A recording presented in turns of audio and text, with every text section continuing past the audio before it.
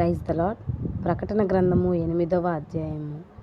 ఆయన 7వ ముద్రను విప్పినప్పుడు పరలోకమందు ఇంచుమించు అరగంట సేపు నిశ్శబ్దముగా ఉండెను.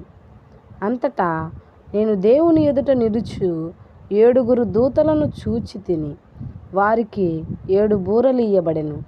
మరియు సువర్ణ ధూపార్తి చేత పట్టుకొని ఉన్న వేరొక దూత వచ్చి బలిపీఠము ఎదుట నిలువగా, సింహాసనము ఎదుట ఉన్న సువర్ణ బలిపీఠము పైన పరిశుద్ధులందరి ప్రార్థనలతో కలుపుటకై అతనికి బహు ధూపద్రవ్యములు ఇయ్యబడెను.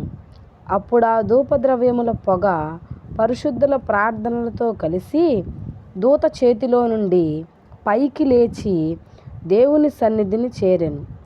ఆ దూత ధూపార్తిని తీసుకొని బలిపీఠము పైనున్న నిప్పులతో దానిని నింపి భూమి మీద పడవేయగా, ఉరుములు, ధ్వనులు, మెరుపులు, భూకంపమును కలిగెను. అంతటా 7 బూరలు పట్టుకొని ఉన్న ఆ 7 దూతలు ఊదుటకు సిద్ధపడిరి. మొదటి దూత బూర ఊదినప్పుడు రక్తముతో మిళితమైన వడగండ్లను అగ్నియు పుట్టి భూమిపైన పడవేయబడెను.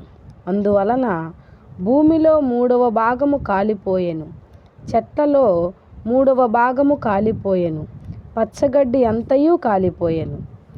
రెండవ దూత బూర ఊదినప్పుడు అగ్ని చేత మండుచున్న పెద్ద కొండ వంటిది ఒకటి సముద్రములో పడవేయబడెను.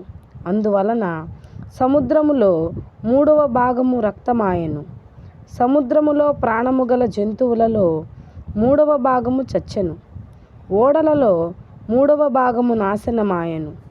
3వ దూత బూర ఊదినప్పుడు దివిటి వలె మండుచున్న ఒక పెద్ద నక్షత్రము ఆకాశము నుండి రాలి నదుల 3వ భాగము మీద, నీటి బుగ్గల మీదను పడెను.